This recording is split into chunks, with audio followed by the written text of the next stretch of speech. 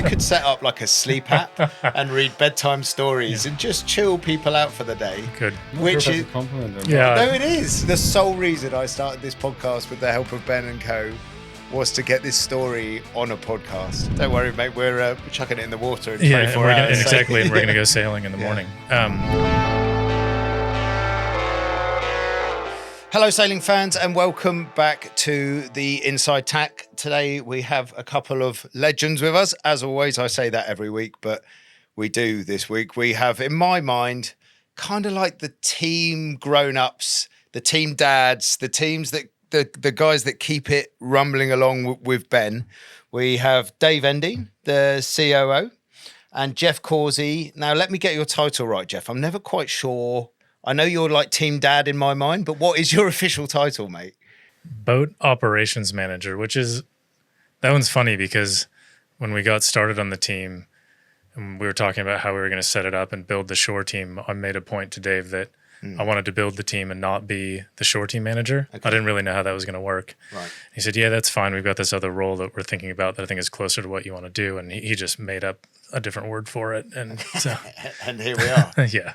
Okay. Sucked in. And Dave, you're Dave, COO, so Chief Operations Officer. Yeah. Sounds bloody official, that, mate. That sounds a bit scary. I think that's why we try and use the short version just to dumb it down a little bit. But yeah. Fair enough. And Dave, a COO of an America's Cup team, quite a niche job. I mean, I know there's COOs all over the sporting world, but to come and land and be a COO of an America's Cup team, an elite sailing team, I know you're from a sailing background. You and I did the America's Cup together in 2007. But what was your journey to get to here today, kind of pulling all the strings and making us work every day? Yeah, I mean, I don't know what a COO does in a normal business, so I'm not really sure that what I do applies to a wider industry, but yeah, started in sailing, started with a boat building background, sort of merged those two skill sets to work with design teams. So I think just having a reasonable understanding of all the facets of what goes into making a team tick has always interested me. And yeah, I've just sort of progressed. Once I decided to get off the boat and stop going to the gym early in the morning and beating myself up like that, I was just really interested to stay involved in these programs, and the technology behind them is super interesting, and progression has led me here. So like all Kiwis, you're being incredibly humble, but you've won the Volvo Ocean Race as it was then, the Ocean Race as it is now. You've won it 3 times, right? No, I've done it 3 times. I've won it twice. I mean, that's not bad. So you won it with Ericsson. I remember you doing that. Yeah, Ericsson 4 and ABN AMRO the time before that. Yeah, right. And you've been involved. You came and did your first America's Cup with Victory Challenge in 2007, where you were the pitman for the racing. Oh, that's I know you were with what? You were with One World in New Zealand as well. Yeah, right. So I finished my first Volvo race, which was with Shub on Tycho. Yeah. And then finished that and went straight to Auckland, and he got me a job at One World, and I was like a mid-bowman. Oh, really? Yeah, super fun. Down in the sewer, yeah, wooling spinnakers. Working your butt off, yeah, it was great fun. And then you joined us at Victory, and you were our race pitman. That's right, yeah. Yeah, right. Yeah. Running the show. Yeah. And now you're not running the show in the pit, you're running the show in the office. Yeah, exactly, yeah. But with the same carrot and stick mentality, I reckon. Yeah. I'm not sure everyone sees it like that. And then, Dave, you were with Artemis in 2017, doing a similar thing? 13 and 17. So 13, I was sort of like a project manager. That was the cup I decided not to sail anymore. Right. I sort of joined with an intention of maybe being a sailor still. Yep. And then the multi-hull thing started to grow ahead, and the stage of I was at in my life with my family, I sort of took a bigger picture look at it and thought that that'd be a good opportunity to maybe wind that side of things up. And the boats are super technical, and I really enjoy working in the technical office. So I took on a sort of project management role of those big cats. And then joined Artemis again for the Bermuda iteration as like engineering coordinator. Right. And then the team went through some changes as it went from a reasonably large design team designing 62s to being much more one design parts with the AC50s. And so we wound the team right back to a smaller scale operation. And I sort of fell into a role which was backing Ian Percy up, and that's what sort of evolved into the COO role there. It's actually, everyone would assume that it's a pretty well-trodden path to come out of being a professional sailor into what you're doing now, but I actually think it's sort of pretty rare. There's a lot of people that come out of being a professional sailor and move into being a coach, for example, but not necessarily going through that kind of more technical role. So I've certainly asked myself whether I did the right thing, every campaign. Yeah. But sailing's changed a lot, and like I say, the technical side of things of these boats is fascinating, and I struggle to do both and everything well. So I think I made the right decision at the time to step away from the yachting side of it and focus on the shore side role. Rock up in a shirt every day at work, Exactly, which I still kind of can't compute when I see you. It's a little bit bizarre. It's a little bit bizarre, but I enjoy being here in Barcelona because at least it's a polo shirt now. Yeah, okay, but you do wear it well. I must say, you do wear it well. Yeah. And Jeff, with you, you've done numerous cups at various levels of. You kind of progressed through the shore team ranks, let's say, and you were pretty pivotal in when Sail GP kicked off out the back of 2017. You were very involved in getting that whole, what is now an amazing global racing circuit, up and going with the USA side of things. Yep. Give us a little insight into your sort of sailing background and work background. Yeah, I guess I have a similar background in Dave in that when I got into the Cup, I had a shoreside skill set and was sailing full time. I guess the difference is that I didn't choose to not sail. I was sailing, private programs and was also doing rigging. And I had an opportunity to get involved in the Cup through the rigging side, so I jumped on that. Right. And my career is gravitated more and more towards the technical side and less and less sailing, especially with my involvement in between Cups tending to become shorter and shorter, where I'm off and doing other things. But yeah, I did. My first Cup was the 2013 campaign in San Francisco with Oracle, and then I did Bermuda with Oracle, other side of the bay from Dave. Yeah, wow. And then signed up with his team sort of late in the piece. Kind of came in about halfway through and did the last year and a bit. That's right. Yeah, with us, and then obviously rolled into this cycle as well. Yeah, and then rolled into this cycle. Yeah. So your first Cup was the Comeback Cup, the 8-1 down, winning 9-8. We'll get to the stories of you in the pre-start later on, and then to go into Bermuda where it was tough because New Zealand had thrown that design ball so far away that none of us could match it. That must have in your first two Cup cycles you saw kind of the two extremes of emotion straight off the bat, I guess. Yeah, I mean, well, you saw the extremes of emotion probably just within that first campaign. That was as you said, we went down to, it was a long regatta. It was first to 9, which is that may be the longest regatta in the history of the event. And halfway through it, we were on sudden death, on match point, and we sat there for a long time. So it was a weird time, there was, I think, a lot of confusion about where the team was going in the event and in general, and you had this huge group of people that just kept showing up and doing their job and putting the boat in the water and chipping away at it, and then it ended in this extraordinary way. So there's extremes there. Bermuda obviously ended in the other extreme in that we lost the Cup. So yeah, I got to see what both sides of that is like. Clear which one's more fun. And the reason we've got you chaps today is because it's a non-sailing day for us, and we're doing bits and bobs to the boats to paint a moment in time. We've had some unofficial practice racing last week.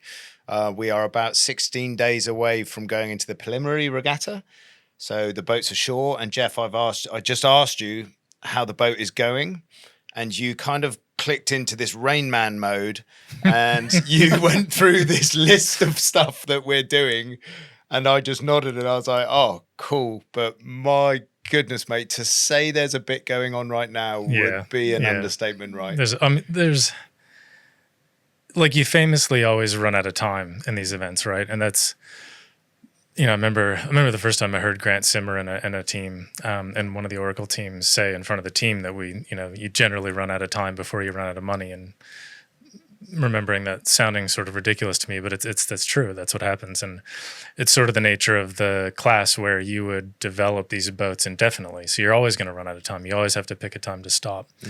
And as you always do, we're trying to be aggressive with pushing that as late as possible and make sure that we're taking learnings into manufacturing new parts and having the boat set up come as late as possible. And inevitably that puts pressure on the guys in the shed to put it together in the end. So we're in that phase where we're trying to take advantage of every second to find speed and to have that go into the way we put the boat together. And now we've got to get through this sort of catch up on that development and get the boat into a race config really quickly. And the clock is ticking. Yeah. So it's busy time in the shed. And Dave, we often talk on this pod, and Ben's talked in this pod, with our relationship with Mercedes, which is super fun, super positive. We're bearing the fruits of that relationship that we've built right now. There's some amazing things that have come out of it, but you were very pivotal early on at the beginning of this cycle when the decision was made with Ben, with Jim, with yourself, that partnership was going to get reinforced, built upon from what we worked on in Auckland. You coming from a marine background, and you've been part of trying to marry these two design worlds, and then Jeff, with you a little bit, we've taken some shore crew from the pit lane, let's say. Yep. How have you found that? There is definitely a new vibe for me that we've got this marine world and a motorsport world and brought them together. Yeah, and I'm not sure that the campaign as a whole fits into either of those models. Like, we certainly haven't adopted the F1 approach completely, and we certainly have done things different than a typical marine cup team would have done things in the past. And so I think that was part of the role, was trying to figure out what benefits and what gains we could have from the F1 world, and how we would implement them into a cup team, whether it's through processes, design approach, methodologies, manufacturing processes, et cetera, et cetera. I think at this end of a campaign, we're much more in line with a typical cup program, but I do think we probably have more sort of admin work around a day to make sure that we're logging everything and we're catching all the processes, and we're trying to track things much more thoroughly than I think I ever have before. And that's to make sure we understand what we're dealing with, but also to communicate to the wider group, which is back in the UK, still working on our project and watching things and looking at data and trying to understand what's going on with the boat down here. So we're very much at the moment, the three of us very much look into Barcelona and the people on site here on the boats. But as you've alluded to, there's still a group of people at Brackley chipping away there, doing stuff, right? Absolutely, yeah. There's a bunch of people, and they feel quite remote from it all. But a lot of them, that's been their life in F1 world anyway, where they don't necessarily see the car every day, but they look at data, and I think it's been quite strong because they can look at quite detailed analysis, and they have a bit more time to sort of focus on things, and some real gain has come from that in the last 6 or 8 weeks, where people have managed to sort of dissect things properly and give us some good answers down here. So it's been useful. I mean, a great example of that, and a big shout out to Olivia Tilbert, who's up in Brackley, and she works with our Cyclore group, and we'll be having a bit of a whinge about something hydraulically that doesn't work for us, and we get very grumpy when we waste our energy. And overnight she'll dig into it, feedback to us, feedback to the software engineers, and we'll change it the next day. And I've certainly never seen anything like that in the America's Cup before. So that's pretty cool. A good example of how that's working. Exactly, right? yeah. And Jeff, day to day, we were talking just before, if you follow us on social media, which I hope you do, Cam does a lovely job of putting videos together of us doing foiling tacks with like AC/DC in the background, and it all looks very picturesque. But the fact is, for us to go and have a sailing day on the water and have a quality training session, it takes a ridiculous amount of people a long time to get that boat out the shed, knowing it's going to be reliable, getting it ticking over, bring it back in, doing all the checks, shutting it down and having a breath. How many people are you trying to put together on your mega spreadsheet that you send out every night, the night before? Yeah, you're talking about the daily schedule, which is this, there you go. which is this run sheet that we use on any sailing day, but on a race day, it becomes an even bigger document with a lot more detail in it. There's 30 to 35 people on the water on that sheet every day, with another 25 in shore roles that are identified for specific jobs when we roll out and put the rig in and that sort of thing. So yeah, it's a reasonably big number. And you're managing, you're keeping an overview across all departments, right? We're talking sort of software, we're talking rigging, talking hydro. You've got a lot of departments that you're trying to align to make sure that they're ready to go off the dock on any given day. Yeah. I mean, my remit is really is the shore side. So the on paper, the groups that I'm managing are rigging and hydraulics and electronics and sales, the guys that are dealing with hardware and dealing with the physical boat. But we definitely have to work closely with the controls group and the software group. And I mean, the stuff that we put together doesn't work without those guys helping us turn the lights on. So the day-to-day requires a bit of coordination between those groups. But I mean, mostly what I'm trying to do in that role, and really in my role in general, is just feed people the information so that we all see the same thing happening. We see the same plan, and people are in the same place at the same time, and hopefully pulling in the same direction. So, yeah. Yeah, right. And I'm sure people listening to the podcast, if they're listening on spatial audio with super expensive earphones on, are probably getting quite calmed by your voice, Jeff. I think you could set up like a sleep app and read bedtime stories and just chill people out for the Good. Which is a compliment. Or Yeah. No, it is. It is. It's good to know there's something in the future. I find your voice super calming, and your aura relaxes me, which is good because your job on the water is you're the wall of calm. Whatever's going on, you have comms to the boat, and as I said at the top of the pod, you're kind of for me, you're like the team dad on the water. What do you do when you're in Chase 2, and what is Chase 2? So Chase 2 is the primary technical support boat and by technical, we use the word technical to talk about the design team in this group, but I'm in the shore team, the ninjas that they call them unofficially. Yeah, but I love that. So on our boat, we'll have the boat captain, so Chris Shermer rides on Chase 2 with us. We have a rigger. We have a couple of electronics technicians. We've got a hydraulics technician. We're sort of the group that, all going well. It's the group that are on board, helping get sails up and down, and helping the sailing team or being involved with the sailing team managing the operations. And then if things go poorly, that's the group that we should have all the resource in terms of people and tools and things to deal with the problem on the water. So it's the primary sort of lifeline for the yacht. So I'm on board that boat. My job is overview of daily operations, but really around the safety side and sort of the efficiency side. So my role plays in closely on the water with guys like Will Bakewell or Robbie, who are much more driving the sort of agenda for the day from a testing or sailing standpoint. Yeah. So on a normal day, you'll hear their two voices on the radio a lot more than mine. And ideally you don't hear my voice that much, because usually if you do, something's not going super well. Yeah. I try and feed back into what the schedule is for that night, into when we should end the day and that sort of thing.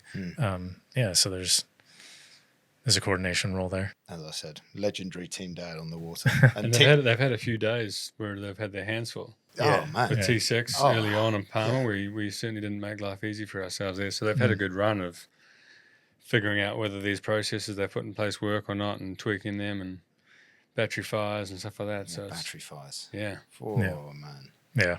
Yeah, absolutely. And Dave, if there's a sort of dad on the water, you're the dad on the shore. You remind me every day. You're always there waving us off the dock, and you're always there with a smile on your face when we come back in, which is a nice touch. You're kind of always in and out, checking in with the lads, making sure things are going well. And I know that you're massively invested in this project. But there was a moment I guess it would have been about 12 months ago, when you were managing, I want to say 5 different sites. Now, correct me if I'm wrong here. We were building a base in Barcelona. We had a sailing team operation in Palma. We had a boat getting built at Carrington Yachts in Hythe on the south coast of England.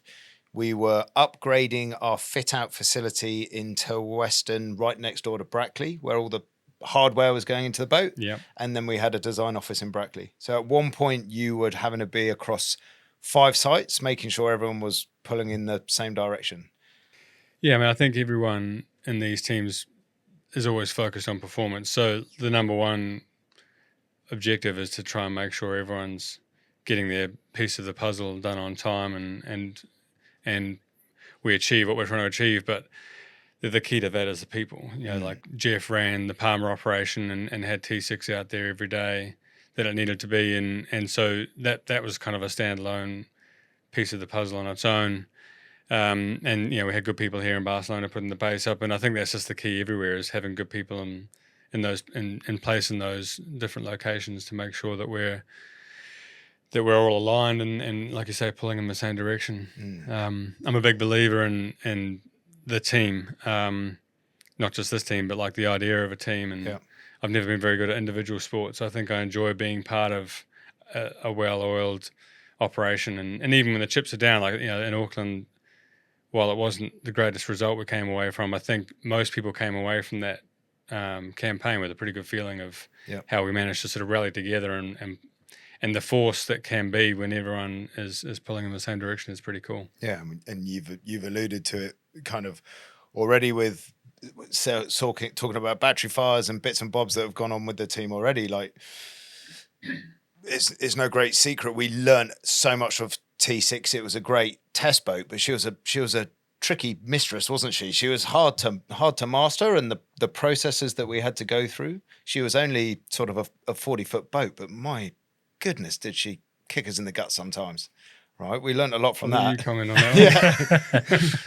I think, I mean, that boat was an amazing learning tool for so many parts of the team and the project and the campaign. It was, I mean, nominally it was a technical learning tool. You know, it was a test bed for everything from foil shapes to control strategies, but it was also a test bed for this marriage of yachting world and F1 world to figure out how to work together and produce, you know, produce a project together and you know, bring those worlds together. It was a tool for the shore team, which hugely experienced group of people who a lot of whom have worked together on other projects, but as you always do, coming together under a new umbrella as a new team essentially, and figuring out how we work with each other. So it was, that boat was a pain in the ass, but I think super valuable. Yeah. You know, I mean, we're benefiting now just operationally and in processes from things we started doing in Palma 2 years ago and have just refined for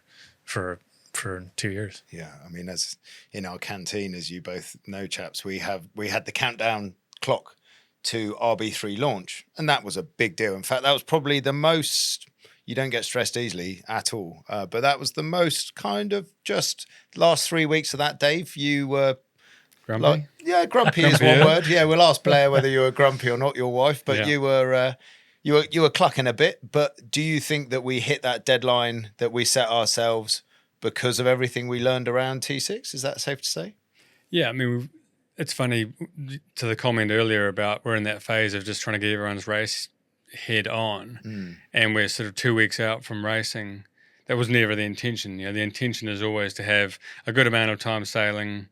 You develop the boat for some of that, and then in the last 4 weeks you're tickling and fluffing, and we're not there because we've found some opportunities to improve, and we've got to play that balance of when do you stop improving things on the water and just try and refine it and get good at sailing with it, versus having it in the shed thinking you're making performance improvements. But the key to that is being on the water on time. So I think the team did a fantastic job considering we called that day. We were about 10 days late into the water, and we beat ourselves up a little bit about that. But we called that date about 12 months ago, maybe 13 or 14 months ago. So to be that close to where we wanted to be after everything we'd gone through building this boat, because they're pretty complex beasts, it's impressive, you know, and that was due to the efforts of the entire team. Absolutely, I couldn't agree more. And we've talking about sort of hitting the boat hitting our deadline for launching the boat. You guys are pretty pivotal in that really tricky relationship to time on the water versus time in the shed, with maintenance, with reviewing parts that we are using and seeing how they're going, versus actually one of the biggest ones, which is very rarely talked about, like team burnout, because we are at that phase where, Jeff, particularly the guys that you are working with, are working ungodly hours. Sort of, how do you gauge that? How do you gauge? We all know Ben wants to sail 7 days a week, 6 hours a day, which is his makeup, and that's how he does things. And I'm the same. The sailing team are the same, but you guys are in charge of pumping our brakes and going, nope, we need to do this. How do you balance that world? You're looking at each other.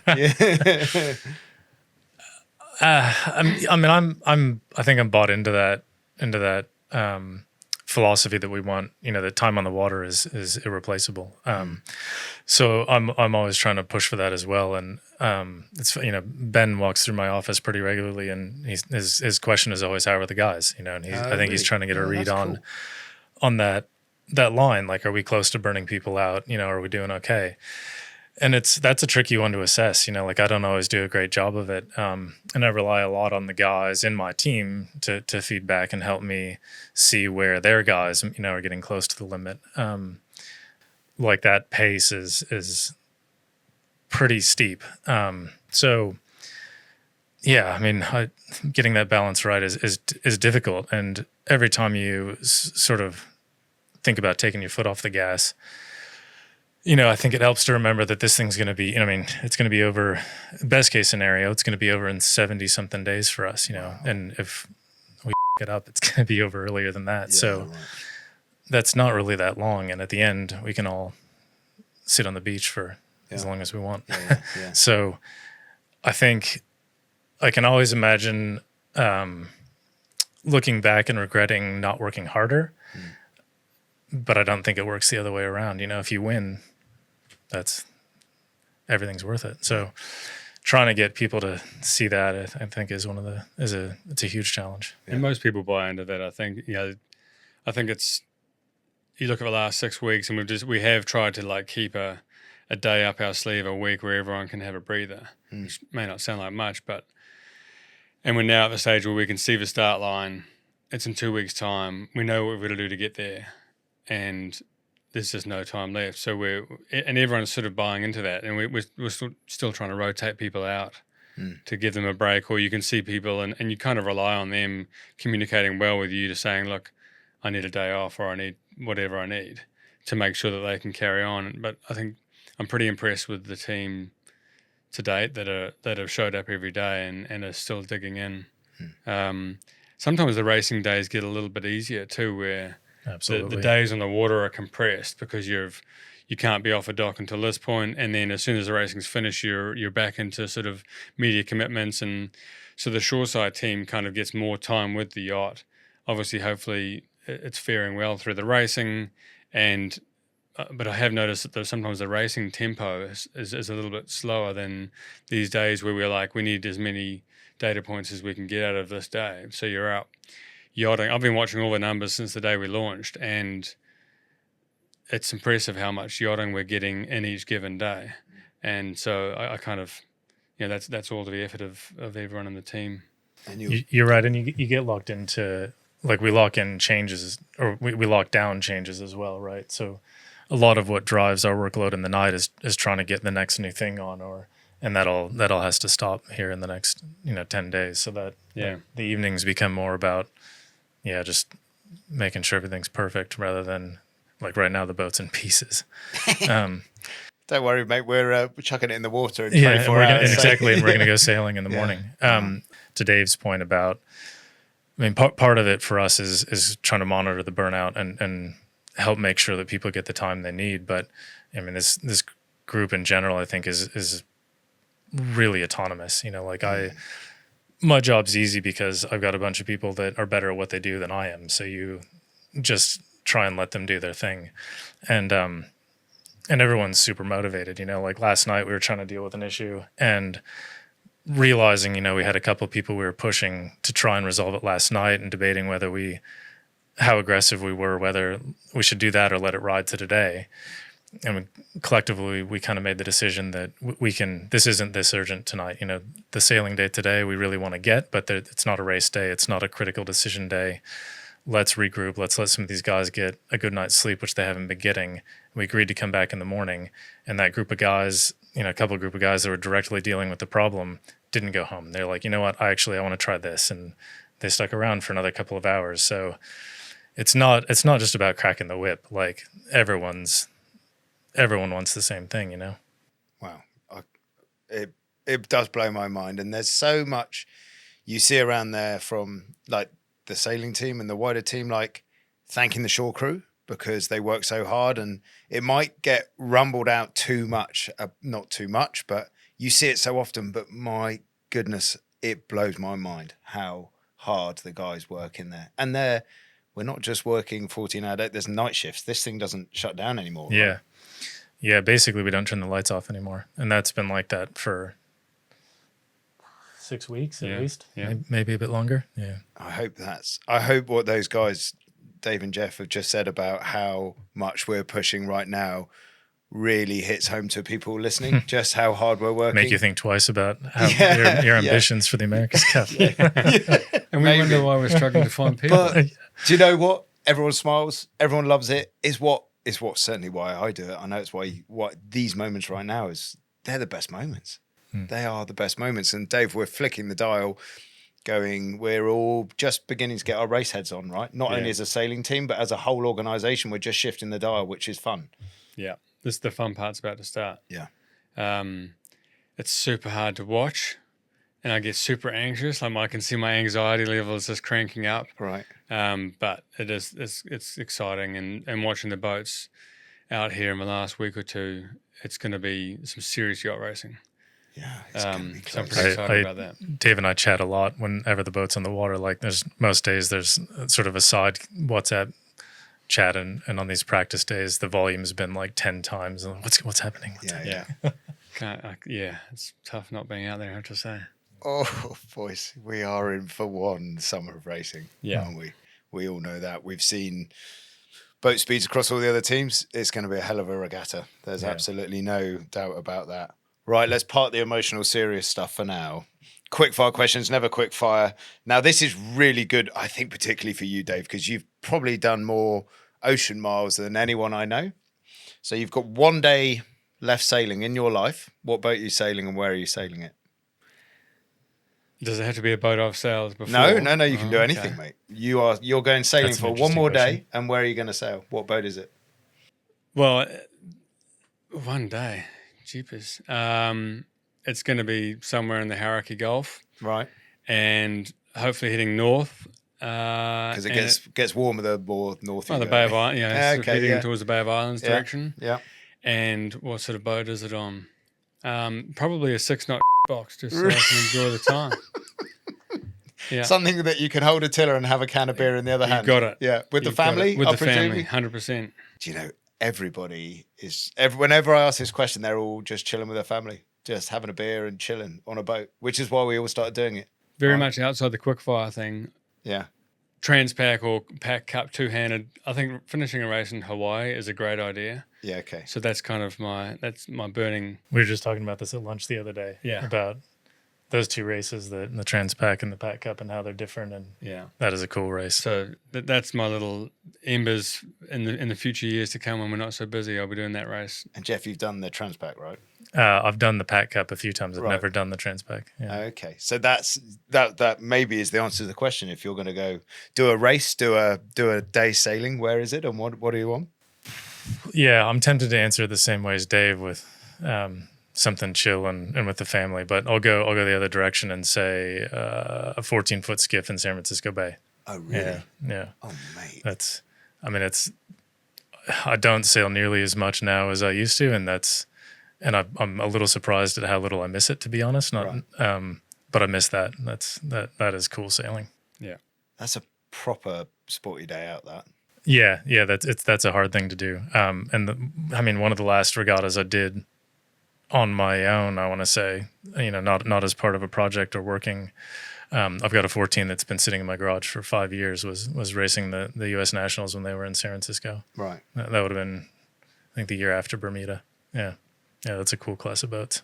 And Dave, a 24 hours for you, having done so many hours in the Southern Ocean. And what is there a moment in your sailing career, esteemed sailing career, that stands out as like, oh my God, this is the coolest thing I've ever done in my life, and I'll never beat this? I mean, I think the opportunities I've had to do 24-hour records, like we've just on the Volvo 70, great crew, just sending it. How many miles would you do in 24 hours then? The 596. Oh my We did in goodness. 24. In the North Atlantic or Southern Ocean? South Atlantic. South Atlantic. So coming back across after Eldon Arona towards Cape Town. And what boat was that? Well, twice. One was on ABN AMRO and one was on Ericsson 4. Right. Mate. But yeah, just sort of set up beautifully, waves behind you. A couple of interesting moments along the way. So it wasn't smooth sailing, but it was fantastic yachting. I mean, they're great boats. I've got a serious soft spot for the Volvo 70s, especially the two that we did. The first one, which is when, for me, that was the period that the hard work was rewarded. So the harder you sort of worked on the design and build phase and saved more weight, the more weight you had in your bulb and the faster the design would go. So we were rewarded pretty well with having a quick boat, and it's a much better race to do when you're faster. Yeah, I can well imagine. I remember watching you guys do that and going, oh my goodness, they're redefining offshore sailing here. Yeah. Then I was one of those unlucky souls that got called in to do the import racing. That's right, yeah. Oh my goodness. Well, it actually set me up for popping my heart, which is what I do now. But it was such hard work getting those 70s around the import races. Yeah. Good fun, though. Was it?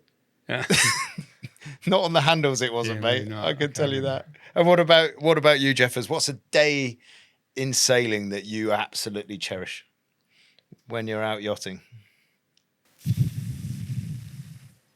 I did a lot of sailing on board the 72s in San Francisco because of, I mean, in a technical capacity, like because of the wings were so new and we were having a lot of problem. Well, I mean, there's a lot of things we were trying to develop, and not all of it was going well, and we were trying to watch how it was behaving on the water. And so I did quite a bit of sailing early on those boats, and I mean that was it was early on in sort of foiling. I mean, there were moths, and it's not that foiling didn't exist, but at that scale, 72 foot, 2 foot flying boat was something else. And it's where, in that campaign, boats sort of stopped becoming boats, and we started doing this completely other thing, building spaceships. And so I remember one day in the South Bay in particular where the boat was just so, I mean, now the speed's not that remarkable compared to what we're doing, but, I think we were low 40s, 42, 43 knots, and the sounds the boat was making, and just, it was terrifying and awesome. Yeah, it was terrifying, but it was a cool moment too, to realize like how different sailing had gotten really quickly. Like overnight, it became this completely different thing. Yeah. They felt like an absolute privilege to sail those 72s. And it blows my mind to think if we went back to them now with everything we know, what that size of boat could do with a wing. I was having this discussion with someone recently about how fun it would be to go back and build an AC-72 class, knowing what we know now. You look back at how agricultural what we were doing with control systems, and what we're doing here with the technology that we're benefiting from foiling and from MGP, and like it's a completely different world. Like in a boat, if you could sail that boat as well as we sail the 75s, it'd be pretty awesome. Yeah. Were you foiling in Auckland? We were foiling in Auckland, just downwind. Yeah. With Luna Rossa. weren't foiling upwind. We were doing everything we could to go foiling upwind, but never got there. Yeah. Obviously, Oracle did. Yeah, but not until after the regatta started, right? That was the thing. Is like it was that day. It was that one day. Yeah, and it just like it got like you look at the boat speeds in that regatta. If you map it across that whatever it was 20 days, I mean that's what like Team New Zealand started it out way quicker than us.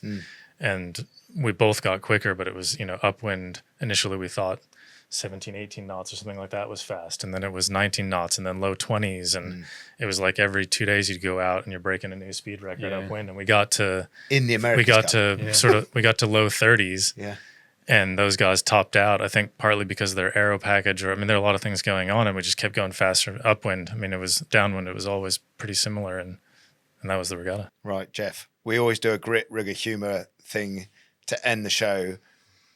I'm going to tell you what story to tell because it's one of my favourite stories that needs to be on a podcast. Tell that story. I don't want to. It's already. Look it up on YouTube. Oh man, everyone knows this story. Just please, for the sole reason I started this podcast with the help of Ben and Co. was to get this story on a podcast. So to paint the picture, it is 8-all in the America's Cup. Next race wins. Yep.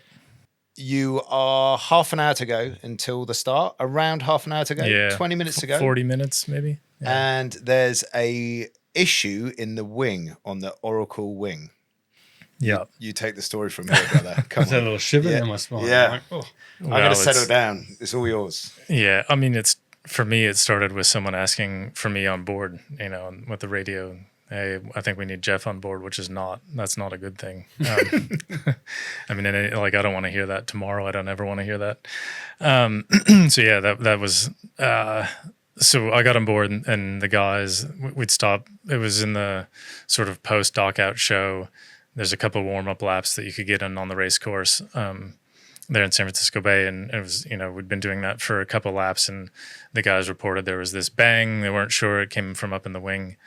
And I got on board and we could see that there was a distortion in the membrane around the control arm 2, which is the first one up from the bottom, where the Clysar just didn't look, it was clearly misshapen. And it took me a while to figure out. So I got halyard down and went up to that control arm and we had these, we did all of our training with these pre-made zipper doors at all of these places where you can inspect, but once we get into the regatta, all that went away, and we had to, because it weighed an arrow, and so to get in there and see it, you had to cut the wing open.